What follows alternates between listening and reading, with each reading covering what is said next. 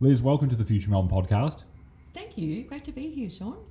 So today's discussion takes us to the Yarra River, which is a defining asset of Melbourne. We are a river city, but we haven't always celebrated our status as a river city, I suppose it's fair to say. So today we're going to talk about the many opportunities that exist along the river, but also the complexities that stand in the way, I suppose, of delivering some of those opportunities. So the Yarra and Birrarung, as it's worth mentioning, is its traditional First Nations name, is the spine of central Melbourne. It is all at once a cultural landscape, a tourism precinct, a transport corridor, ecological system and commercial destination. Despite its importance, it's remained surprisingly fragmented in how it's managed and activated. So, Liz, welcome. Thank you. To begin, can you tell us a bit about your background and what drew you to the role of the Yarra River Business Association? Yeah, fantastic. Well, thank you so much again for having me. Pleasure. So I am, my background is in economic development. So I'm an economist, and I spent a fair bit of time working for the state government in economic development, working mainly with small businesses, so helping them with their sustainability, and also working with lots of bricks and mortar, so retail businesses on the main street. And I also have lived and breathed small business myself. So I'm a first generation migrant, and my parents ran small businesses in the restaurant industry. So we had a restaurant in Gertrude Street, Fitzroy, not far from here.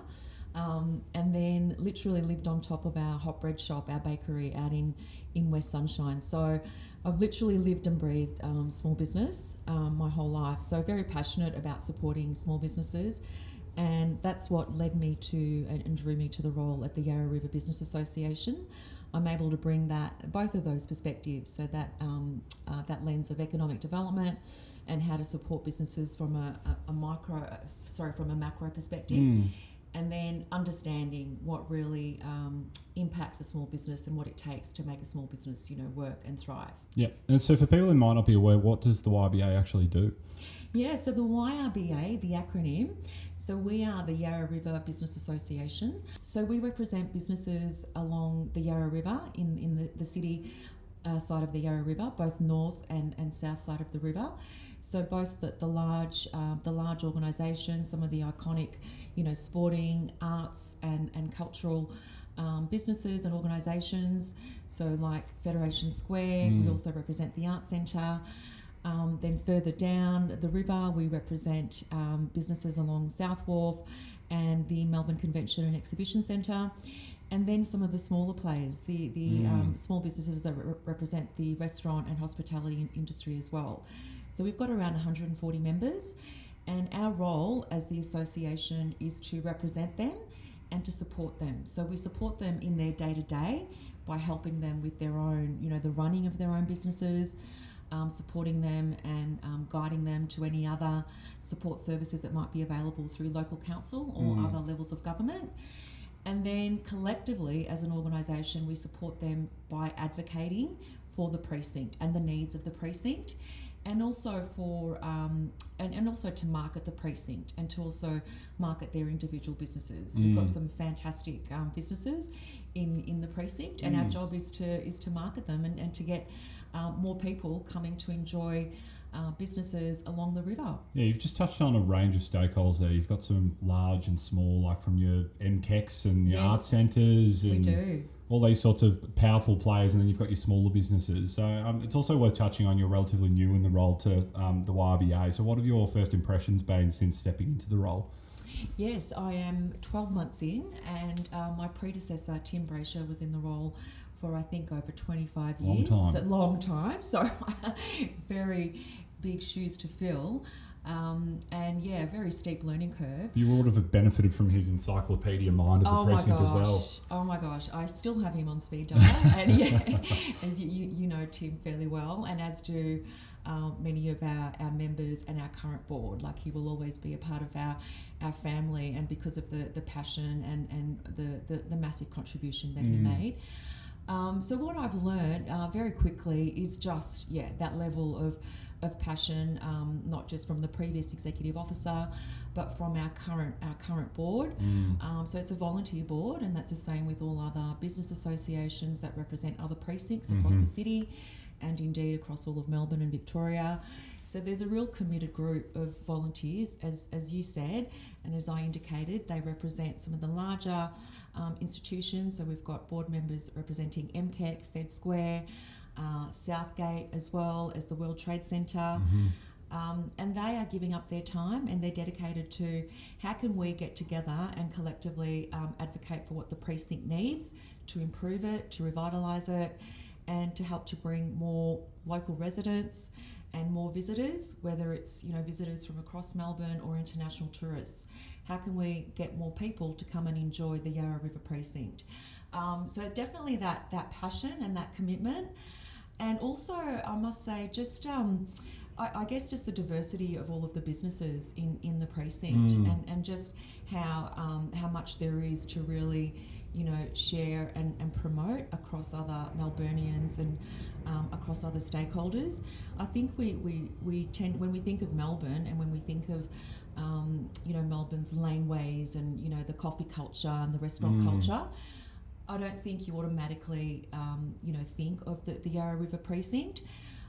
So I was just struck by just how thriving it is and the diversity of businesses there. And yeah, that's absolutely something that I'm looking forward to leveraging and further promoting as I get stuck into the role. And what are the key things you're hearing from businesses at the moment? At the moment, okay, a bit of a mixed bag. Which we'll get into, I'm sure, and unpack, but some of the highlights, Yeah, so look, a bit of a mixed bag, but look, I think the precinct itself, I think from a vacancy perspective, obviously most of the businesses are facing, the river, and those issues aren't as present as they probably are in the rest of the CBD. But then if you're looking at other entities like Southgate, I think it's fair to say that they are facing some issues around vacancies and open spaces there. So that's an issue. That's an issue for all precincts across Victoria. Yeah. And that's from a variety of factors, high rental prices. In some cases, it's because of, foreign ownership of some of these businesses and premises, and they're just happy to hold on to them and not rent them out until they get, the right amount of rent. So high costs, those pressures. I think the current pressures with the war in Iran and the impact that that's having on individuals and cost of living. So people are, it's currently school holidays, as you'd know, Sean, and people are having to make decisions around, have I got enough, petrol in the tank? Can I be taking my kids here and there? Fortunately for the city, I think the state government's made a fantastic decision to provide free public transport. Yes. And yeah, we hope, I'll give this a push, we hope that will continue. Yeah. That's been... Well, as long as it needs to, right? As long as it needs to, absolutely. So I think that's absolutely been a win for our businesses. But definitely those pressures around costs, that's one of the main things that we're hearing. We're certainly hearing rising issues around crime and safety in the precinct. So yeah, our precinct is definitely facing a rise in antisocial behaviour. So we're seeing a lot more of that. So we're certainly calling on all stakeholders, including Victoria Police, just to have more of a presence. And other things that we're calling for, which the council is definitely responding to, more CCTV and more cameras. So perception of crime and perceptions across the city, they're definitely being felt by our traders and our businesses. So that's something that we all have to work to change. And so you change that by having more cameras, having a more visible presence of the police force, and then hopefully that will change the reputation that sadly Melbourne is currently experiencing. Let's move on now to a potted history of the Yarra, because I think it's important to ground our listeners in the deep and laid story before we move into some of the more contemporary issues. So the Birrarung, as I referred to before, is the traditional name as given by the Wurundjeri people. The historic significance of the lower river and the falls, which many people might know around where Queensbridge currently sits today. Once upon a time, there actually was a small waterfall there in early days of Melbourne where salt water met fresh water. I think that was blown up in the 1800s, and now we've got one river landscape. So it's important, I think, to emphasise why early Melbourne settled around the lower reaches of the river. It was an important trade route. It's been a meeting point, defining geographic feature for the city as it's developed around it. But in more sort of recent decades, I suppose, we've seen a shift from that sort of cultural, ecological significance to heavy industrialisation, and now to the river that we see today. So before we talk about precincts and projects, Liz, can you give listeners a sense of why you think the river has always mattered so much to Melbourne as a city?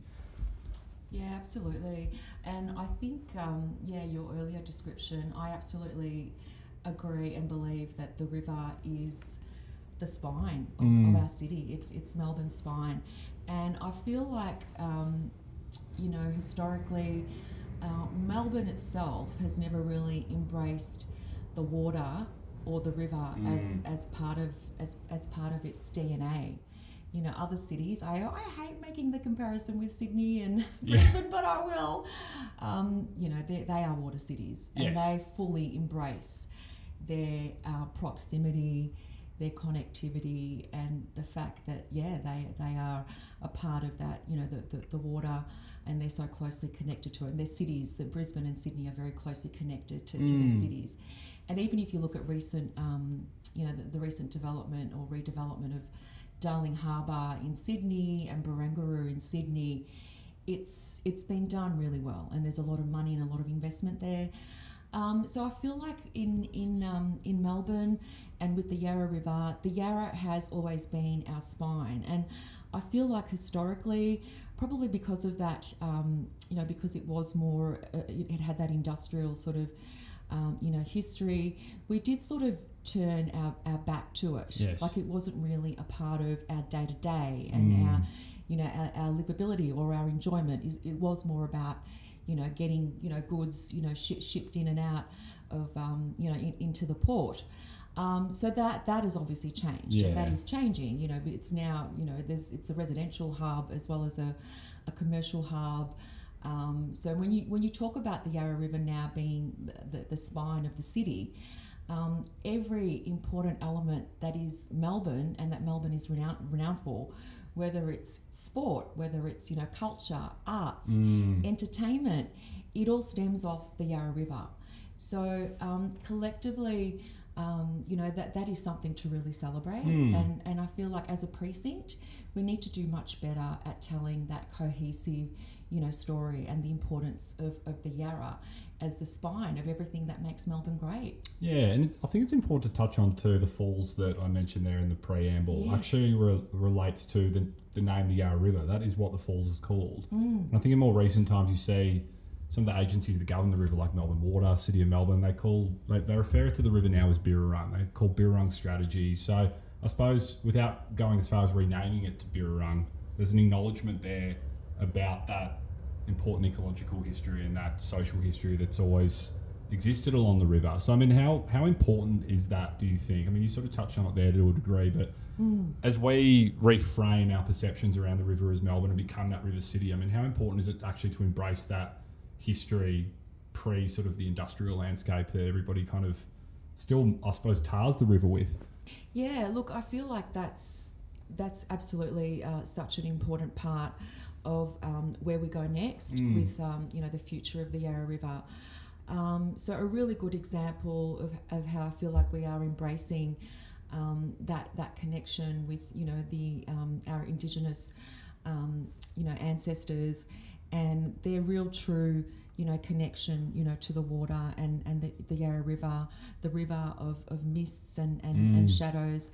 And the waterfalls. Not many people would know that there was a waterfall that was there once, all those years ago. I think if you go down next to Queensbridge, you can still apparently see a couple of the rocks that used to be on the falls. Yeah, okay. I think on the Southbank side near Queensbridge Square for anybody who wants to go have a peek. Okay, right, okay. Well, I didn't know that, so I might have to go there after the interview. So absolutely, like there is so much history. And there, we need to better tell that story to our children and to future generations. So I feel like jumping ahead to sort of, projects that are, looking at revitalising the precinct, and of course the Green Line is a major project that is currently underway, and the first stage with the opening of the Birrarung Park. Yes. That opened up just before Christmas.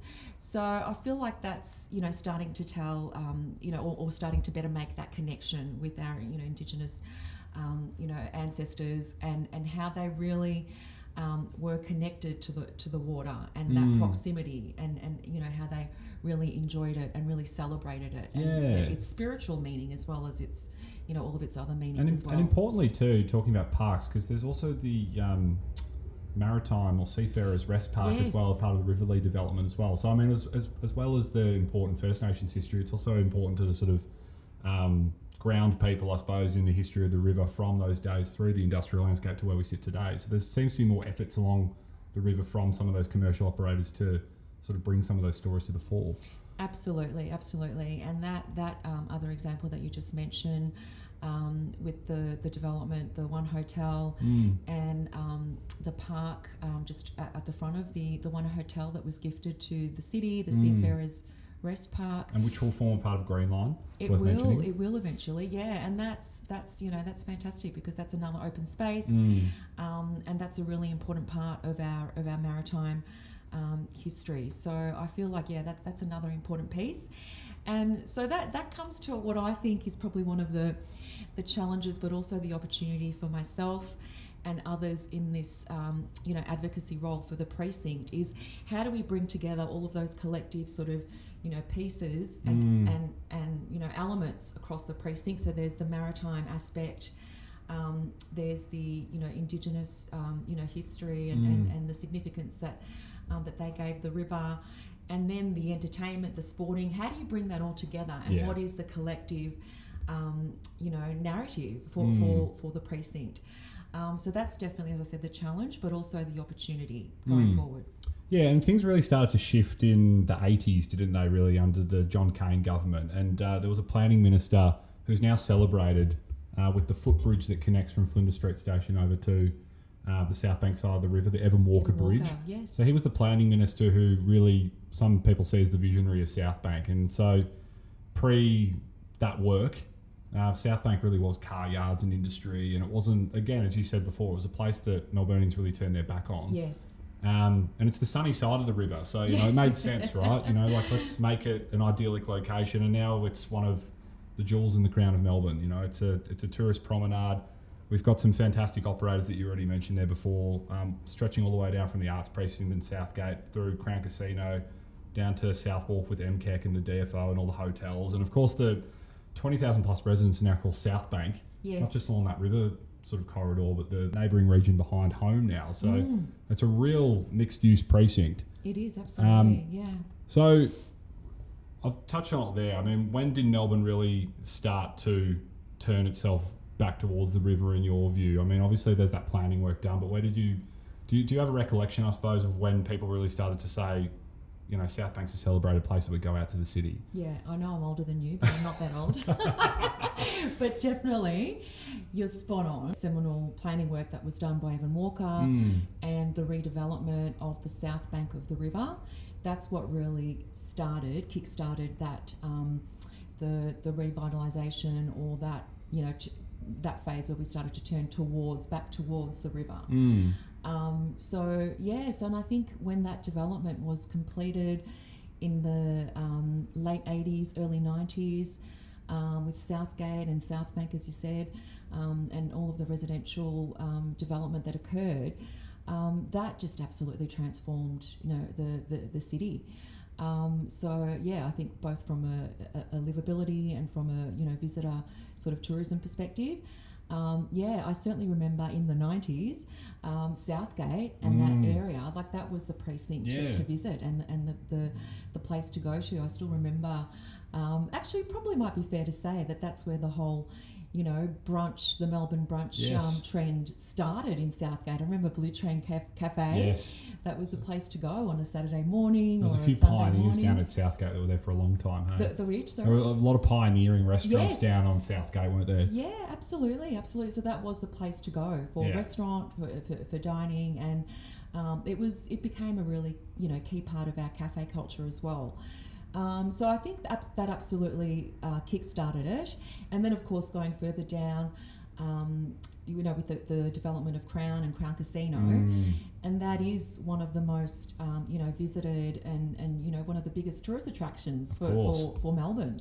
So I think that would probably be the second biggest sort of milestone when you're looking at the south bank of the river. Yeah. And what came next. Yeah, and despite all the current issues, which we'll unpack as the conversation continues, and I mean, Southbank's, I suppose, often criticised for being one of the densest residential precincts in the area, so planning's always been a bit of a sticking point. But for all the reasons we just touched on there about where Southbank's come from to where it is now, do you see it as a planning success story? Southbank, I actually do. Yeah. I actually do. Yeah, I feel like Southbank is a really great example. It's still, there's always room for improvement, but I think looking at its proximity to obviously the CBD, and then proximity to services and everything that's required from a livability perspective, I think it's been a real success.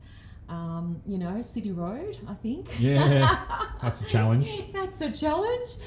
That's still obviously. It's a bit of a divider, isn't it? It's a real divider. Yeah. It's a real divider. So look, I wouldn't categorise all of Southbank as a failure because of City Road, but I feel like there is still that element of disconnectivity. Yes. Between the residential side and what we are trying to activate more is to bring more residents into the precinct. And City Road is perhaps a bit of a blocker, I It's a suppose, real from residents divider. being able to engage with the riverfront a bit more easily. Totally. But even projects and exciting developments such as the arts precinct transformation. Yes. And that will go some way to opening up some more space. So from a public realm perspective, there will be new beautiful parks that will connect that residential part of Southbank to the river. So more projects like that, more developments like that. I've got on my wish list some more aerial sort of walk bridges from Yeah. more like Hong Kong style. Yeah, that you see over like highways almost. Yeah. I think let's think of some other bigger ideas that can bring people to the centre. Absolutely. So I think as well it's important now to ground listeners in understanding the river as a series of key precincts, because it is quite a long spine, the lower part of the Yarra that we're talking about. And if we sort of think about it from Birrarung all the way down to Docklands, there's some key nodes that we've sort of already alluded to today, but we'll just break it up here so people have a bit of a clearer understanding. So the Southbank Promenade and Riverside Quay, which has the Arts Precinct and Southgate that sort of follow it all the way up to Queensbridge Square, and there's the Red Stairs, which we'll get into as well. Yes. As you go further down, obviously you pass Crown Casino, and there's that Crown Promenade, which really has its own distinct identity in many ways. And then you cross the other side of Clarendon Street, and you get into South Wharf with the Melbourne Convention and Exhibition Centre, otherwise known as Jeff Shed to many people. You move further down, you go into DFO, you've got those hotels, and there's an event spine there. And then on the other side of the river, of course, we've got Northbank, which we'll talk about today because there's a bit of a renaissance happening, I suppose, for Northbank. Started with Arbory afloat near Flinders Street Station, and we're talk about it in renewal terms with Green Line, with the City of Melbourne's efforts there to sort of create a linear greening passage all the way down from Birrarung all the way down to Docklands. So which parts of the precinct at the moment, Liz, from YBA's perspective, someone who follows these issues closely, feel like they're thriving, and which parts do you feel like are sort of being a bit left behind at the moment or need a little bit more attention? Yeah, look, that's a great question. So certainly, I'd absolutely put Arbory in that boat of pardon the that's fine. Puns are great. Pun intended. Of thriving. Yeah. Bringing new energy and you couldn't get any more Melbourne than Albury. And showing what can be done, right? Yeah, absolutely. So I feel like when you're looking at new opportunities, that's the direction and that's the trend and the opportunity. Yeah. So I feel like that, as you said, that's on the North Bank. So even afloat and Arbory behind it. Fed Square is absolutely, of course, one I didn't even mention. Yeah, thriving, and even that section of the promenade from Flinders Street, to the MCG, that. Obviously, that corridor gets very widely used most weekends when the footy's on, or even over summer when the tennis is on. So I think that sporting precinct and that section of the river, it'd be fair to say, is probably the most thriving. I can also share though that from a pedestrian and footfall perspective, Evan Walker Bridge would probably and that area of Southbank would probably be the most accessed from a footfall and from a pedestrian perspective. So, and the numbers there are definitely indicate that there's a lot of foot traffic, a lot of footfall. Yeah. So I think, but when you look at that section, I feel like that's the section of the precinct that probably needs the most work. Yeah. Yeah. So that section of pavement, even. Yes. Yeah. Which we'll get into. Yeah. Absolutely. So that section of pavement at the front of Southgate, from Princess Bridge to Evan Walker Bridge. Strangely, there's just the sections on the end, close to Evan Walker Bridge and close to Princess Bridge, that have been updated and upgraded. Yeah. But then the bit in the middle hasn't been done. Yes. So it's very itsy bitsy. Bit of a patchwork. Very patchwork. And then you walk further down, obviously there's the vacant SO site, which really needs, we need something done there. And it's currently, hoarded up. And, hopefully we will get some answers there. So the council has committed or was looking to work with the owners there and looking at activating it as a temporary park. Yeah. So we're still hopeful that something can happen there and can happen quickly. If you open that up, that will totally transform and just regenerate and revitalise that whole area. Yeah. So hopefully something will happen there. And then, going further down that section, like all of the businesses from Ludlow, going down to Queensbridge Square. Yeah, so Riverside Quay where we're in now. Riverside Quay, Mirvac that development. Pavement there, it's so, you've got to look down because you might trip. Like, it's really old and it really needs I was updating. literally there a couple of weeks ago watching a busker and my foot went on one of the tiles and the whole tile moved. It was cracked. Yeah. And that's not the only one that I spotted. Yeah. No. And I was recently there and I saw a family of 4, I think. And they'd obviously enjoyed some shopping at DFO. And so they had their shopping bags. They'd obviously walked down, all the way down. And they were just standing, just overlooking the river, just where the Botanica is. Yep. And I was looking at them and they were just standing there having a bit of a chat and looking around, and there was nowhere for them to sit. And I thought, oh my gosh, what a wasted opportunity. So there's all of that. It's meant to be a grassed area between those businesses. It's quite muddy most of the year. Very muddy. And I've put this on my, low-hanging fruit. Let's just upgrade that. Let's even just put some artificial turf. I know some people think that's a no-no from an environmental perspective. It's better than what's there. It's absolutely, it can't be used. It can't be used. And there are people that want to dwell. There are families that come there for the buskers, for, all of the other, to go to Southgate, that are walking across from Flinders Street. Give them somewhere to sit and to dwell and to really enjoy and to connect to the river. Something you said before actually just triggered my mind about another important bit of advocacy that YBA has always been front and centre about, which is the Flinders Street underpass. Because you talked about how important Evan Walker Bridge is. Yes. And it is, because it's that connector from Flinders Street Station and the CBD, it's important to know. But via that Flinders Street underpass, which despite the station entrance on the riverside of Flinders Street entrance recently, undergoing an upgrade, that underpass still hasn't really been rehabilitated, has it? No. And how frustrating is that for the YBA that you can't get any traction there? Yeah, not just businesses, but also residents and also all Melburnians. Like, it's a bit embarrassing, if you ask me. It's a bit of a stain. It is. It's literally stained. Yes, I know. It's just a bit like a urinal. It is. Yeah. It is. It's just, and I feel like, obviously, that's, Vic Track and the state government. So that comes down to, obviously, other priorities for the state government in terms of upgrading the rail network, and obviously, all the money's gone into the metro tunnel, which is fantastic, and is obviously, will lead to more people coming into the city and having, better public transport. But, next on that list has to be upgrading existing train stations, and ones that are, key and central. And there's nothing more pivotal than Flinders Street Station, and that underpass absolutely has to be number one on the list. So we will continue to advocate for that. It's an absolute priority. Yeah, and you touched on a little bit before about some of the sort of outstanding works like the MTSO side, and obviously, like the promenade itself. But some of those precincts that I mentioned before, if we understand them as nodes, i.e., the Southbank promenade side versus the Crown side and South Wharf, do you see that there are any sort of cohesion issues, or is there a bit of a disconnect between some of these nodes that could be improved in your mind, do you think? Or does the river sort of flow quite neatly as far as the promenade is concerned? I think there is a real lack of cohesion.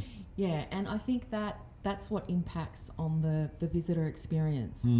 So, whether you're a local, as I keep saying, or whether you're an international visitor or a domestic visitor, so you go to Crown and you walk along the Crown Promenade, and it's got, beautiful pavement, it's got the artificial turf, it's got the music, it's got everything. Yeah, because they can do what they want over there, right? Exactly. So that comes to a key problem around how do you get a cohesive response to the public realm and to placemaking in the precinct. There's different ownership. So the Crown Promenade, that is actually owned and run and managed by Crown. Yes. And then other sections, I'm yet to see a map that clearly defines who owns and who manages what. Yeah. But that is one of the key problems. It's the governance and the management of the precinct, and who owns what and who manages what. That's the hardest thing. So this is why organisations like the YRBA are so important. Yes. Because we are looking to get that coordination and that collaboration across all of those layers of government. So there's local council, there's City of Melbourne, there's Parks Victoria, then there's the private owners like Crown, Melbourne Water. So there's all of these layers of governance and regulatory authorities, and they all manage different aspects of the river. So, but nobody's looking at it from a macro and overall perspective around how can we manage this so that we can develop a better experience, so that we can ensure consistency of even safety from a public realm perspective, and cohesion from an amenity and a placemaking perspective. Yeah, and I know that we'll definitely unpack the very unsexy topic of governance deeper into this conversation, Liz. But if we circle back quickly to the North Bank and what we were touching on about Arbury before, because that's been a real success story, hasn't it? I mean, and talking about the North Bank versus the South Bank, as I said in my preamble before about how Melbourne stopped turning its back on the river, and Southbank is now, as I say, the sunny side of the river. So it's probably a logical place where that development and that transformation of the river promenade started. So perhaps it's as simple for the North Bank is that it is the shady side of the river, and perhaps that's why it's been neglected. I mean, there's that viaduct with Flinders Street overpass and everything like that, but Arbury afloat and Arbury itself along that Flinders Street side of North Bank there have really led the way, I suppose, in showing not only what you can do on the North Bank, but what you can do on the river. And I know the YBA has long argued for the North Bank and just how underdone it is. But why, maybe I already just said it then, but why has the side of the river struggled to realise its potential, do you think? Yeah, well, I think to the reasons that you just mentioned, and I think it always comes down to I guess lack of investment and lack of prioritisation from levels of government as well to encourage investment. So when you look at that side of the river, I guess why would you want to invest when it is, parts of it are really grubby. Yeah. Even if you look at that section, between Banana Alley, which has huge potential, huge huge like potential. they're beautiful heritage vaults, and They they've are just always stunning. been these maligned spaces. Yeah. So I think again that has to be, there has to be a coordinated and real effort from. I guess there's got to be a signal from government that they are, and this is speaking to local council, that they're going to clean up those areas, and I believe that is council's fundamental role, is to clean. Get rid of the graffiti, clean up that whole section of the North Bank. It probably has the most, graffiti. If you go further down past Enterprise Park, Yes. there's the vaults near Rebecca's Walk. Yeah, Rebecca Walk. Yeah. Yeah, Rebecca Walk, and they are derelict, and they've got graffiti all over them, Well, and there's a they're certain not level of- utilised, and that's another area that we are asking for action on. Yeah. Clean it up. There's a certain level of irony too with Enterprise Park, isn't it? Because that's sort of where Melbourne was founded. Yet it's always been a very sad space. Yes. So Yes. time to sort of celebrate our history as Yes. Melbourne, and also make good of North Bank. Yes, yeah, absolutely. So look, there is, I guess, I don't want to just be negative, but Yeah. there is so much opportunity, because Yeah. that is underdeveloped, and that is where we need to look next. So from a YRBA perspective, we are absolutely behind the Green Line project. Yeah.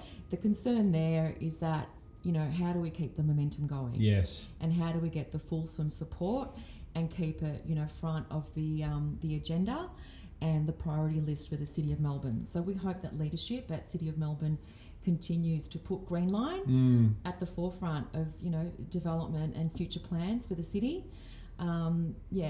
Hopefully it'll get done by the time I'm in a retirement apartment, maybe living here. Hopefully much sooner than that, for all of our sakes. Hopefully, but it's certainly it's a massive undertaking. Yeah. And as you said, it requires mini projects across the entire North North Bank. So it's a lot of work, a lot of mini projects. But yeah, we hope that the council also continues to ensure that all of the stakeholders, including federal government, state government, get behind it and just keep it going. Yeah, it's a really good segue into Green Line. Let's sort of unpack it a little bit more now. Many people who would have come to the city recently might have been to Birrarung and seen that is phase 1 of Green Line, which is now completed. But I suppose, to go to those governance points, many people, as we've discussed before, would probably declare that the low-hanging fruit of Green Line, because bureaucratically it's not as complicated as you move further up the river. And perhaps the need also wasn't as acute in renewal on that area. It's already a functioning event space. But again, without wanting to focus on any negativity, it's a fantastic transformation, that part of the river. It looks great and it's been used. Yes. So it's a good thing. But as we move further up to, let's call it phase 2, I think, of Green Line, which is from Princess Bridge down to, I think, the Turning Basin Melbourne Aquarium. Yes. That's the challenging part that we've just sort of alluded to, Yes. isn't it? Where you've got the Banana Alley Vaults, you've got the Enterprise Park, you've got all these spaces that are difficult to unlock because of all the different landowners there. Further down all the way to the Balti Bridge end of Docklands, actually, we're seeing a little bit of private investment in Green Line with Lendlease's development of Collins Wharf. So, ironically, phase 3 might be completed before phase 2. Who knows? But how do you assess Green Line at this point? Has there been enough meaningful progress from your perspective, or is it still more vision than reality? Well, as I was alluding to before, I fully agree. Like, I think Birrarung was absolutely the low hanging fruit, and probably didn't really need it. But I think because I think the good thing about it is that people are enjoying it, and people can see can see the benefit that it's already providing. Have you noticed a tangible difference of people using it, or have you received feedback? Yeah, I have. Yeah, Have great. you? Yeah. Yeah. Yes, I have. I've definitely even been using it a lot more. Even myself, like even just for my own personal enjoyment with the kids. So absolutely, we've seen a huge difference. So I guess it comes down to the next phase, and we haven't actually heard much from the city around how that next stage is going to unfold. So we're absolutely pressing upon them. Let's keep the momentum going. There are some funds that have been provided by the federal government to look into the feasibility and to sort of assess what that bit more next planning phase, work. and what that next phase should be, because we're not actually clear that it will be, as you said, between Princess Bridge and cover that section. Like it might even be Federation Wharf, so sort of going directly from Birrarung, Federation Wharf even needs a bit of work. Yeah. And then beyond Princess Bridge. So I think it's stalling a little bit. Yeah. And we'd absolutely love to get some more clarity around next steps, and just to leverage off of the great project and the result from Birrarung. You said it at the start, we're in difficult economic times. And if you look at the City of Melbourne's draft budget, which was actually put out in the past couple of weeks, they are winding back spending, I suppose, over the forward estimates. There's not sort of any clear commitments to Green Line in that time. There's also been, I think, a bit of political wavering from some councillors at the City of Melbourne about whether they want to continue backing Green Line amid the economic times we're in. So, I mean, how concerning is the current situation with getting Green Line done as soon as possible from where you stand? Well, look, I think there's great concern. Look, I think it absolutely needs that commitment and the backing of council and councillors. So without that, the project isn't going to happen. So we need leadership. We need leadership, and we need commitment on this, and that has to come from council. So we'd absolutely be pressing upon council to continue to lead this, and to also be the advocate. As you mentioned, lend lease, that's great. Private sector's jumping on board. Let's encourage others to do the same. So, but it does require that leadership and that coordination, and it's got to come from council. Yeah. And let's just quickly revisit that topic of governance, which I touched on before, because it is the River's least sexy topic, but a very important issue, as the YBA knows well least about. Sexy, but most complicated. Yeah, that's right. So, I mean, you touched on it before. There are a lot of shared responsibilities, a lot of agencies that govern the river, from the City of Melbourne, Park Victoria, Melbourne Water, and others. And so there's this old adage that I've heard somebody use in the past about where you can trip off the banks of the river into the water and you fall through about 4 or 5 layers of bureaucracy. So, I mean, why is this such an issue from a commercial aspect in terms of trying to get things done in the river? And like historically it has been, right? Like there's been events in the past and things that, you try to sort of unlock ideas and activations, and sometimes there are too many hurdles for people, aren't they? Yeah, lots of hurdles, and there's another saying, and that I've become very familiar with since I've been in the role. So in relation to leaf blowing and cleaning activities, so where you've got different authorities that are responsible for, clearing the leaves off of a certain patch. Right. That's a new one. Oh, you haven't heard that one? No, I haven't heard that one. And the leaf blowing authority. Leaf blowing authority. Well, Goodness maybe me. that's what we need. Yeah. Because there is some leaf blowing activity that gets done in a certain patch, but then is distributed onto somebody else's I see. patch. Right. Okay. So it's very inefficient leaf blowing that's currently occurring because of all of those layers. Yeah. So, and this is something where we as an association hope to push that, just in terms of getting more coordination. So, and I do know that the City of Melbourne is trying to do some work in this space. So they are, for instance, establishing MOUs with some of the other authorities, and I understand they are very happy to fully take on that cleaning task in relation to graffiti. I'm not sure about leaf blowing. I'm pretty sure they would be. But speaking to graffiti cleaning, there are sections of the precinct that are owned by Parks Victoria, and they're currently establishing MOUs where they take over that responsibility. So if you see some graffiti along the precinct, most of it should be cleaned by the City of Melbourne. And they are slowly going through the precinct to look at those layers of ownership to take over that role. So then it becomes more seamless. One authority is responsible for it, and then one authority actually gets the work done. So this is where we need to get to. It is very complicated, but it is something as an association that we want to push and try and simplify.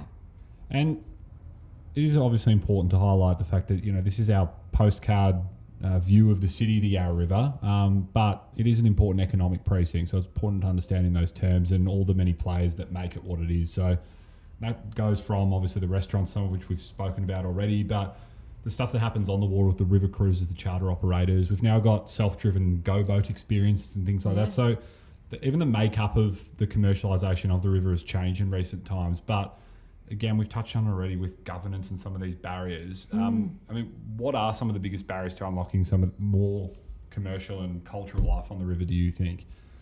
Yeah, well, I think activities on the river. So there's the licensing aspect that is required. So there is a lot of regulation and a lot of rigmarole. And that's certainly something that we can certainly hold businesses' hands or try and navigate that process for them.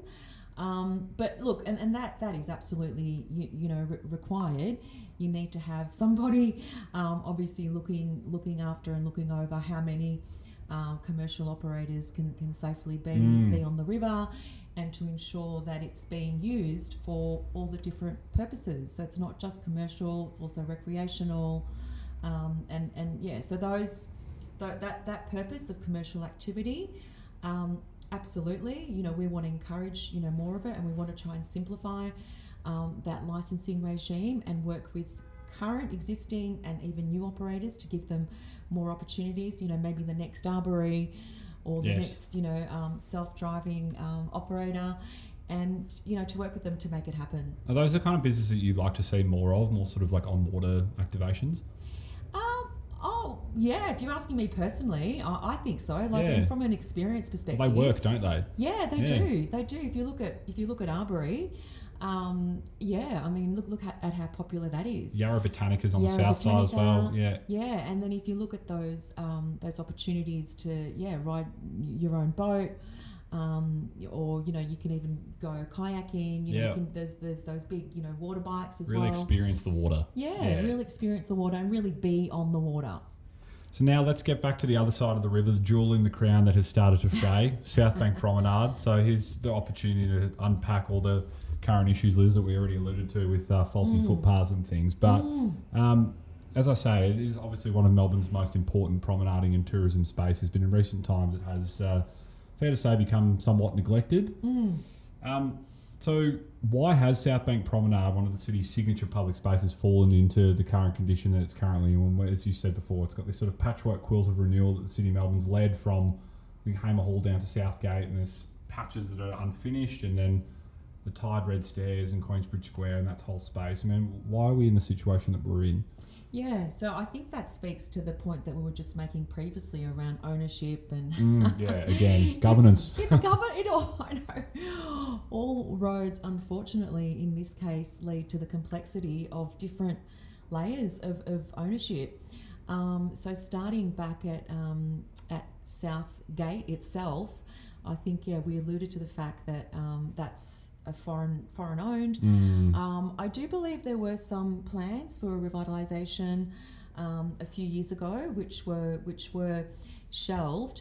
And to be fair to any attempts from the city to upgrade that promenade section, I do believe that section of the promenade was put on hold because there was this expectation that the building itself would be redeveloped, and that hasn't occurred.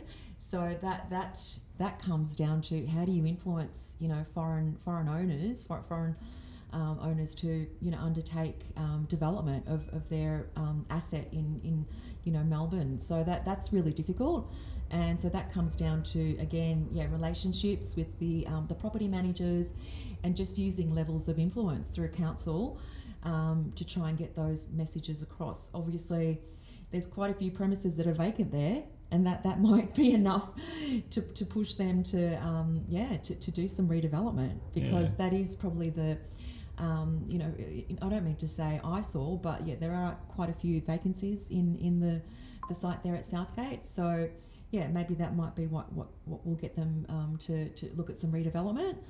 I think we've already talked about the promenade itself, going from Southgate Queensbridge Square, but Queensbridge Square, I can't believe we haven't let's talked get into about that. the red stairs yet. I know, it's been in the news recently, hasn't it? Long running saga. Yeah. So there was a decision recently to abandon a design competition after years of discussion about demolishing it completely, but the red stairs is actually a bit of a disguise for Crown's underground car park. So it provides important operational sort of functional purpose, doesn't it? Correct. So and there are limitations in terms of what it can be. So I suppose early discussions around demolishing that have now sort of, reverted to renewing it. Yes. But the council started to lead a design competition when they were sort of attracting entrants to come and reimagine it. Yes. They've now abandoned that. And now we're in a situation where they're going to spend some money to renew it and upgrade it. Yes. What's your take on all of this? Well, my take is let's make it happen. Yeah, hurry up. Let's do it. Yeah, hurry up with a but. And we were pleased that council took on our views and also the views of Tony Penner from the Southbank Residents Association to come and consult with us about the design. And I'm pleased to say we have had some initial discussions with the city around what that design can look like within the limitations of the space. And look, so I think my view would be hurry up, do it, and I absolutely am behind the target that it will be done by 2027, which seems pretty close. Yeah, I suppose in Southbank's terms, that's not far away, is it? Yeah, so let's make it happen. But let's make it happen in the context of what is the plan and the broader vision for the whole square? Yeah. Not just redoing that little patch, but what's the plan and what's the vision for the whole square, and how can the whole square be reimagined? What's the success look like at Queensbridge Square from your perspective? Well, I think an actual red stairs or whatever colour the stairs are going to become. It looks like more of a golden colour. I think more grey. Okay. Just gold. I might have misread those renders. Your eyes. Yeah, I know, seriously, colourblind. Get those fixed because currently there's nobody's using it. They look so tired. They do look terrible. Yeah, and they look unsafe. So make it a space that people want to dwell. And then give it a focal point, make it a place for buskers or for entertainment, or activate some type of an event there. The way that our current Lord Mayor Nick Rees has kind of coined the aspiration for the Red Stairs is another meeting place similar to the clocks of Flinders Street. So yeah, absolutely. It needs to be reimagined in those terms, doesn't it? Yeah, absolutely. Another meeting place, another place for for families, to dwell and to visit on weekends. Yeah, no one says let's meet at the Red Stairs now, do they? They avoid it.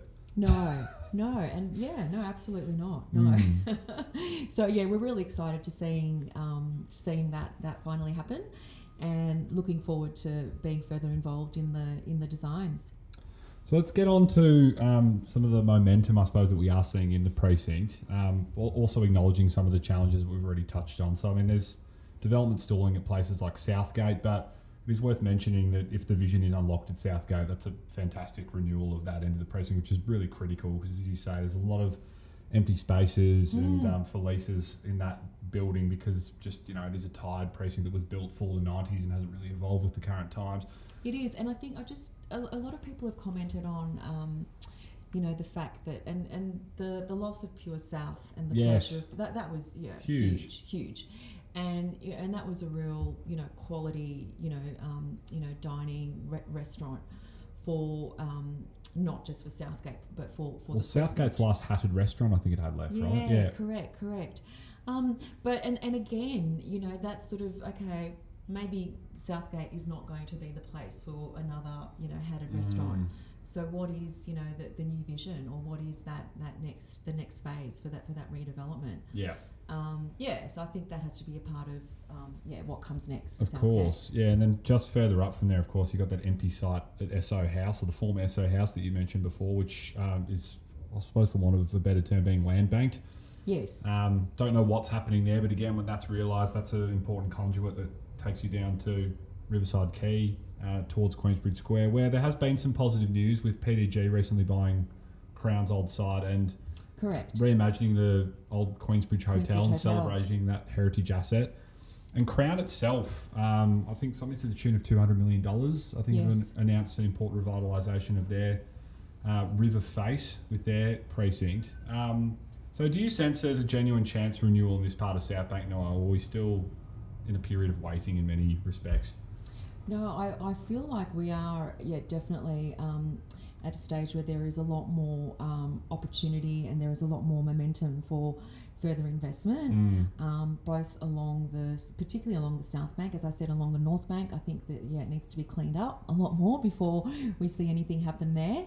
But having said that, the Riverley Group, further north in the South Wharf area with the opening of the One Hotel, I think that's going to have, it's already having a massive, positive impact on that part of the precinct where people would not have, normally wanted to go to or experience. So I think that will potentially draw some more interest in terms of, more investment. And I believe there's also some redevelopment that's taking place at the Mission to Seafarers. Yes. So there is a lot more that is happening. And certainly I do feel like that Esso site, that's probably, the biggest, eyesore if you look at the precinct, and that's where there is so much opportunity. So we're hoping that we will see something happen there, and that will be activated and pushed by council. Yeah, and Crown Casino historically as a precinct has been, fair to say, somewhat inward. So I mean, how important is this revitalisation of their riverfront in terms of sort of opening up to the rest of the precinct and sort of improving that cohesion issue that you touched on earlier? Yeah, so with Crown, absolutely. Look, really welcome the fact that they are putting so much into the redevelopment and revitalisation of that section of the precinct, and we're looking to work with them just to sort of ensure that we know what the vision is and that we can share that across the precinct, and hopefully we will be able to get some sort of cohesion across the precinct. But regardless, I think what they've even demonstrated recently, even with one of their hospitality businesses with Marmont, like that's a new kind of restaurant. It's a new kind of experience for visitors and locals. So really just opening up their businesses and their restaurants to the river. I think that's what we will see a lot more. And that's certainly what we encourage across, the whole precinct. So the extent to which we can work with Crown to have some sort of, cohesiveness, we're absolutely open to it. And we look forward to collaborating and working with them. Yeah, and it's an important stepping stone, I think, once we sort of unlock that potential with Crown, because let's move to South Wharf just quickly too. Yeah. Because there's some great stuff happening down there, but I suppose it's often sort of made to feel like a bit of a forgotten cousin of the promenade in so many ways. It's a bit disconnected. So, I mean, what's working particularly well down at South Wharf from your perspective? And also touch on how important, which I know you've already emphasised to some degree, but on the North Wharf, with what's happened at Riverley, even though it's on the other side of the river, it sort of helps to kind of enclose that space down there. It does. North of King Street Bridge. Yes. Sort of more cohesively, doesn't it? Yeah. Well, if you look at the biggest, players in that section of the precinct, so we're talking about DFO, so it's retail, so that gets a lot of, footfall. Big draw card, massive draw card, both from, residents that live in and around Southbank, but also Docklands. Even myself, I live in Yarraville, so it's actually the closest big box, shopping centre for me. It's 5 minutes over the Westgate. So you've got all of those, suburbs just over the Westgate. It is very good. It's a good plug to DFOs. Yeah. It's great. Yeah, great. So that is doing really well. And then I think that the entertainment and the restaurant precinct there, I think they have been hit a lot by what's happened since COVID. So before COVID, that strip, I think it was doing really, really well, and it was particularly benefiting from a lot of the office workers that were in Docklands. Yes. So that was sort of like the place that a lot of the office workers would visit and go to during the day. So I think there is some work to be done there around supporting those businesses. So you'll find that a lot of those businesses, like, they won't open on a Monday or a Friday because they're no longer, working days when people work in the offices around the Docklands precinct. So there's some changes that have had to have been made there. But I think the opportunity there is in the nighttime. So it's the nighttime, and I think that's when that section of the precinct will start to regenerate, and more and more people will start to go there and access those restaurants and all of everything that there is to experience there. Yeah, and as we start moving towards the end of the conversation, Liz, I think it's important to touch on recent news and a really future-shaping idea which has been made newsworthy, I think, most prominently by what we saw in the Paris Olympics. Oh, yes. With the clean-up of the River Seine there, and now it's sort of reimagined the river for Parisians to actually sort of swim in their river again, which, for many people was never something that seemed achievable, I'm sure. And so now Melbourne has joined this sort of international trend, I suppose, that we're seeing in signing up to the Swimmable Cities Charter. Yes. So it is very aspirational at this point. It's worth pointing out because the river still has a lot of cleanliness issues. I don't think there'd be many people who'd be confident with having a dip there. But I suppose aspirationally, when we speak about the river in ecological terms and celebrating it and its vitality and its health, it would be great one day to have a splash in the Yarra, wouldn't it? So where do you sit on that issue? That vision of maybe one day being able to have a paddle in the river? Yeah, look, I feel like that's exactly what we need when we imagine the future of our river and our precinct, something really exciting and phenomenal to look towards. So I really love the concept, and I personally feel like, well, if the French can do it, then why not? Why can't we? Yeah, come on. Absolutely, that's right. But having said that, look, and I'm not an environmental expert, but I know that it's going to require a fair bit of work. Big undertaking from, and I guess not just a big undertaking, but again, this speaks to, collaboration. So, the researchers, the ecologists, the environmentalists, the water experts, working in collaboration with all of the players to really, interrogate this and to map out, what is the plan to turn the vision into a reality. Yeah, and the same group that's behind this push, Regen Melbourne, sort of morphed from the early efforts that we saw in the last 10 years, I think, about actually putting a swimming pool in the river at the turning basin. Yes. So that's not river water, it would be a floating pool that actually sits in the water was the proposal.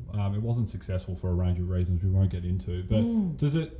When we talk about engaging with the river, does it start with some of that smaller ideas, while we get to that big transformational stuff about actually cleaning up the river to the point where you could swim in it? Yeah, I think so. I think it has to come to, smaller, micro sort of, transitions and changes.